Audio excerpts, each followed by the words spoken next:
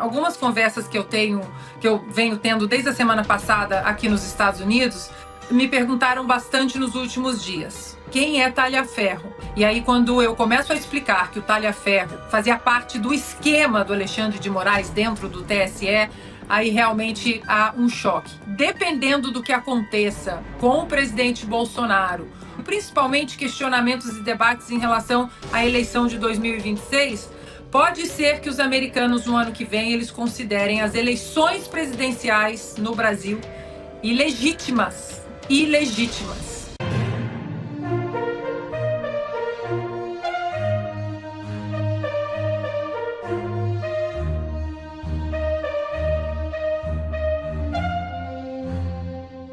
Barroso comenta sanções e diz que não existe perseguição política no Brasil. É isso mesmo.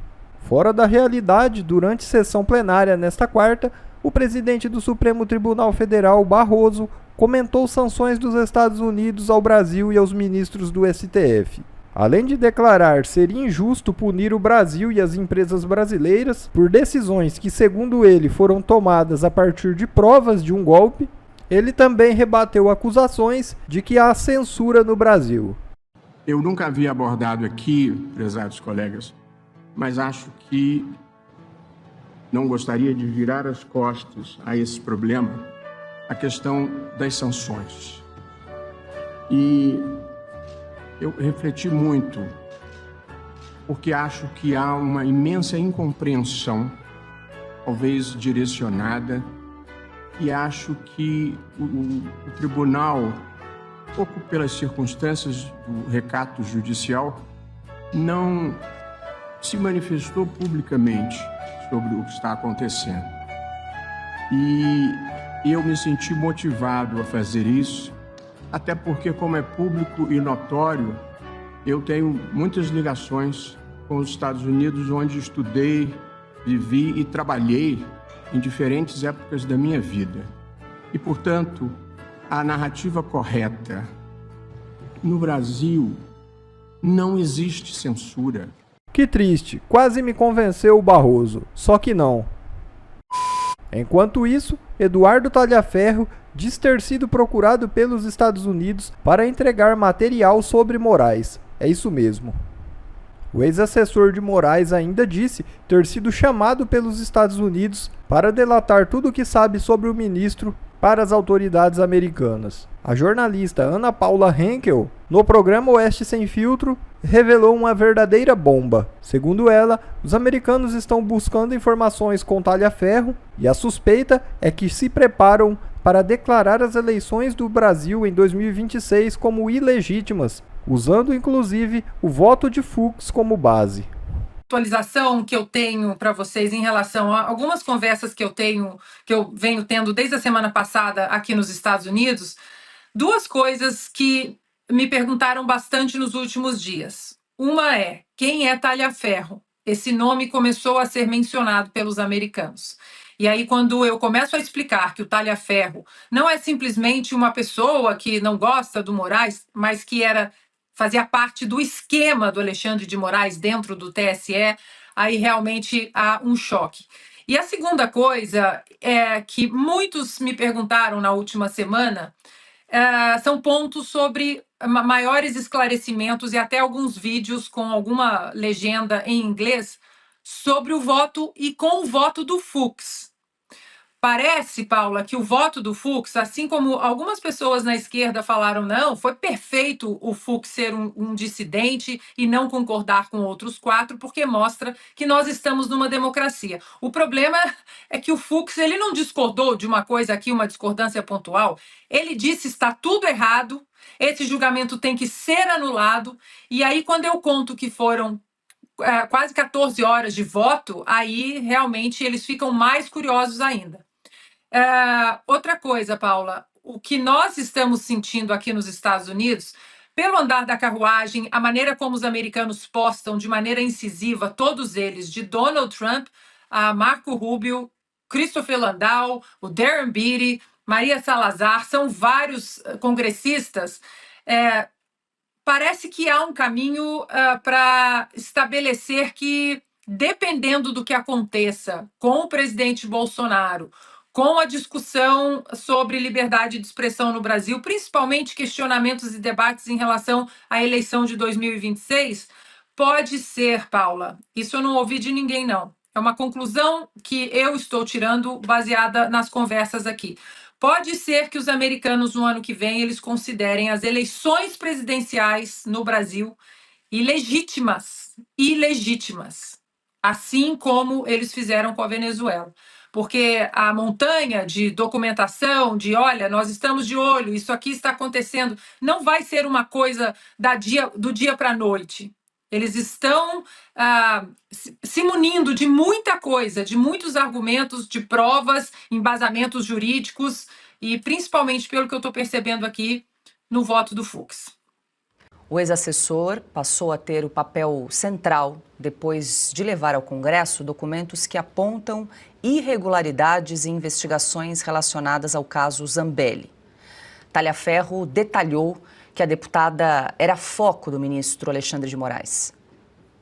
Os principais nomes solicitados pelo ministro Alexandre de Moraes, através dos seus juízes auxiliares, para que tudo que ela postasse fosse monitorado, feito relatório para que ele tomasse providências. Ela e outras pessoas, era ela mais 3 ou 4 pessoas entre parlamentares e influencers, para que fosse feito vamos dizer, como se fosse um pente fino, ficasse sempre alguém à disposição para estar observando as redes dela. Esse trabalho era feito por servidores do próprio gabinete. Talhaferro relatou a existência de um trabalho voltado para monitorar perfis em redes sociais exclusivamente ligados à direita.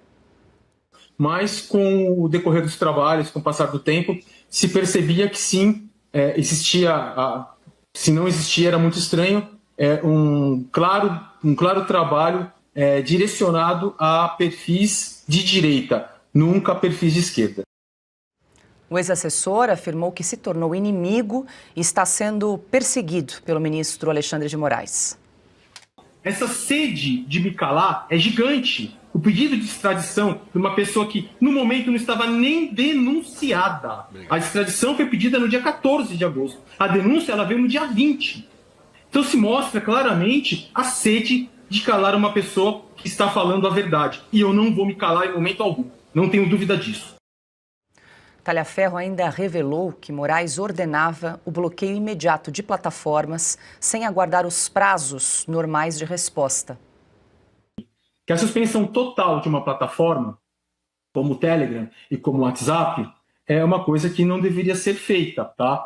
Mas ele fazia isso para que as ordens deles fossem cumpridas, porque existia uma certa resistência, a princípio, das plataformas de cumprir decisões. Elas questionavam, o jurídico da plataforma questionava. Então, ou quando não questionava, demorava muito. Imagina, uma coisa que chegava, ele queria sábado à noite, que fosse cumprida em 1, 2 horas, ou sábado à noite, então ele não aceitava. Então, o que ele fazia? Conforme esse questionamento das plataformas, e alguns fatos que elas demoraram muito para poder responder, ou não respondiam, ele foi e fez a suspensão total através do bloqueio pela Anatel. Silvio Navarro, muito boa noite, seja bem-vindo. Silvio, esse depoimento ocorreu na CCJ da Câmara dos Deputados na manhã de hoje. O Eduardo Talhaferro foi arrolado como testemunha no processo de cassação da deputada Carla Zambelli. Os dois estão na Itália. Carla Zambelli está presa na Itália, participaram por videoconferência na manhã de hoje, né?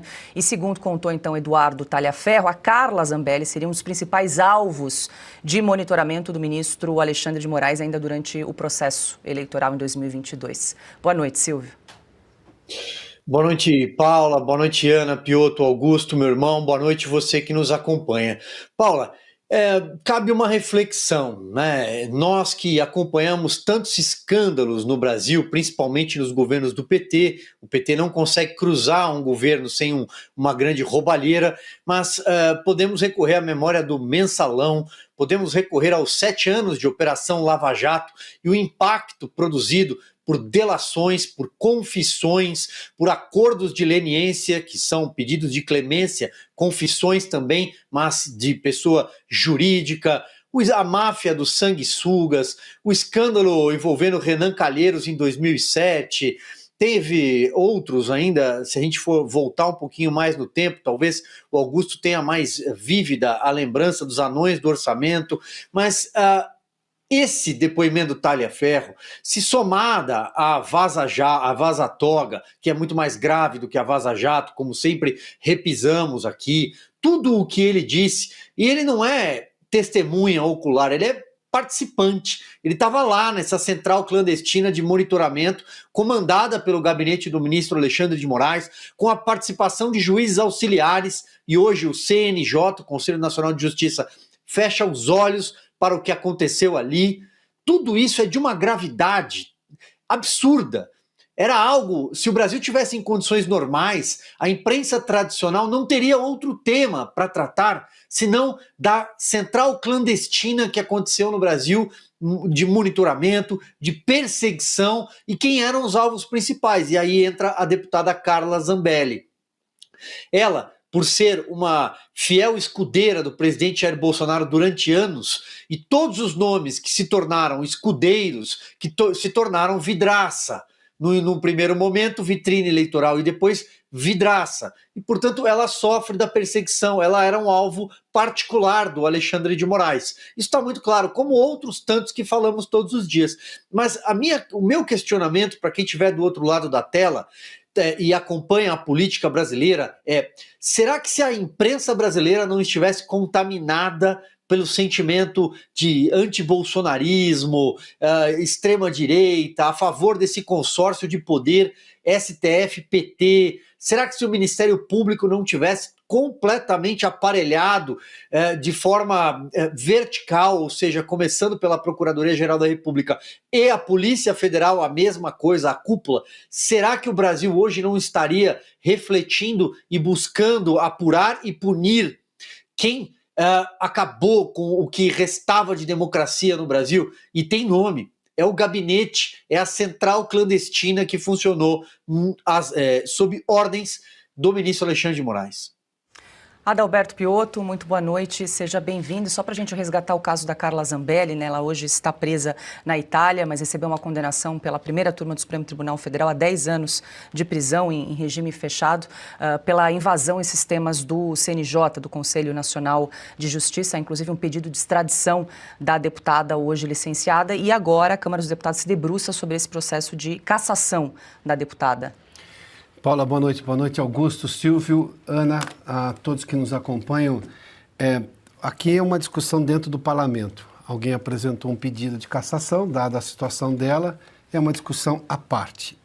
O que está sendo discutido, o que já foi discutido na Justiça, até porque ela já foi condenada, recai também naquela questão. O Supremo estava isento para julgar, levando-se em conta esse histórico que agora o Talhaferro está trazendo, da perseguição pessoal do ministro Alexandre de Moraes a alguns parlamentares.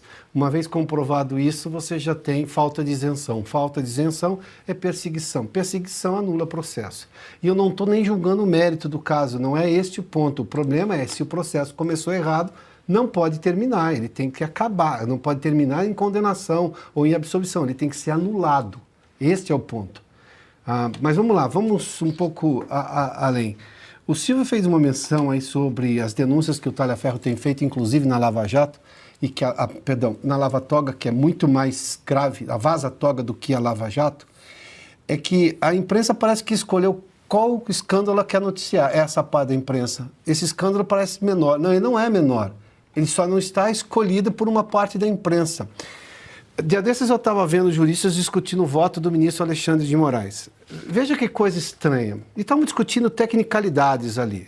Eu estou discutindo o voto de um ministro que, neste momento, está sancionado por uma lei por crimes severos contra os direitos humanos. É o caso da Magnitsky. Eu estou discutindo o voto de um ministro que aparece em todas essas conversações como sendo o que impedia determinadas coisas, ou mandava, melhor no caso dele, como o Talhaferro denuncia. No mínimo, eu preciso parar. No mínimo, o ministro é suspeito. No mínimo, não, ele precisa, como se dizia antigamente, ter tempo para se defender, mas se afasta do cargo. Não, ele continua julgando e condenando. E aí os juristas, esses mesmos que de alguma forma têm o mesmo DNA dessa imprensa que escolhe qual escândalo ela quer noticiar, como se escândalo não fosse noticiável naturalmente, né? Esses juristas estão discutindo tecnicalidades assim. como se fosse assim, vamos numa sombra da primavera discutir tecnicalidades jurídicas. Mas de quem? Se você pegar, por exemplo, uma decisão de um nazista, é uma decisão de um nazista. Se você pegar a decisão de um criminoso, é uma decisão de um criminoso. Se você pega a decisão de um juiz que, nesse momento, pode ser levado à condição de suspeito, você tem que considerar a suspeição. E eu não estou nem comparando uma coisa com outra, eu estou dizendo que é contaminada aquela ideia. E se é contaminado, por que vai adiante? Não. Faz de conta que não está acontecendo. É simples assim. E toca. A vaza-toga é gravíssima. Você usou a estrutura do Estado para perseguir pessoas e não cumpriu tudo o que a lei determina. Não se ateve aos limites que a lei determina. Mas tudo bem.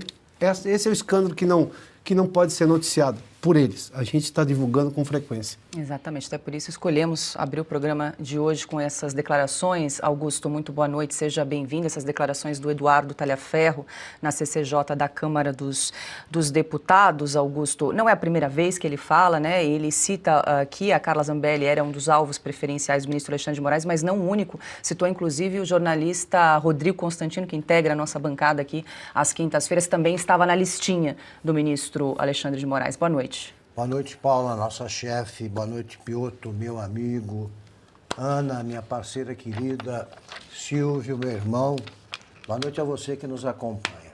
Um caso bastaria para que o juiz fosse considerado inidôneo, sim, não podendo mais participar do tribunal de que ele faz parte. Vamos lá.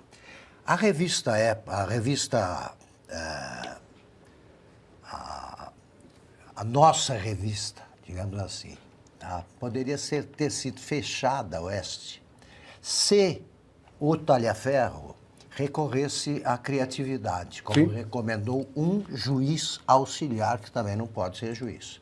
Isso se chama forjar provas. Sim.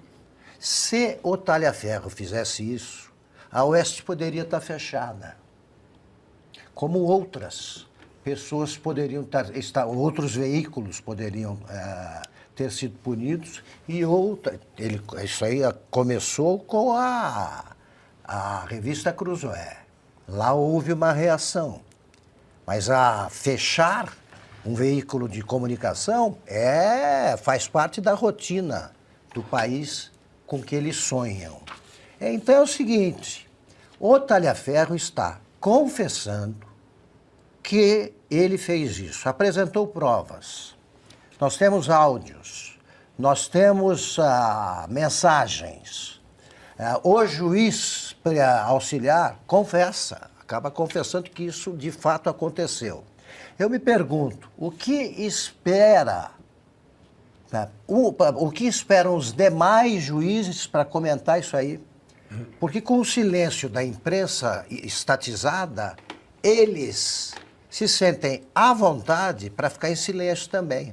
Eles não têm nada a dizer sobre isso, é gravíssimo. É fabricação de provas mentirosas. Esta revista Oeste poderia não existir, este programa poderia não existir. Nós ficamos fora quanto tempo do YouTube? Um ano, quase. Não, desmonetizado 1 ano e 3 meses, Augusto, isso. Desmonetizados, fomos punidos. Asfixia financeira. Asfixia financeira, que é o que faz o Moraes. Então, um juiz, basta que um juiz, no Brasil que eu conheci, bastava que um juiz forjasse prova qualquer, para punir alguém, para que ele fosse expulso da carreira. Ele era demitido, ele sumia, isso aí era rotina. Agora, o homem que é festejado como salvador da democracia aparece com denúncias sólidas pesando contra ele, e a imprensa que é pautada pela SECOM fica quieta. É esse o país em que vivemos. É daí que vem a insegurança jurídica total, claro, em que vivemos e a ditadura do judiciário. Bom, pessoal, esse foi mais um vídeo. Eu espero que vocês tenham gostado. Se vocês gostaram, deixa o like aqui para fortalecer nosso canal. Logo eu volto trazendo mais informações da política para vocês. Um forte abraço, fiquem todos com Deus e até a próxima.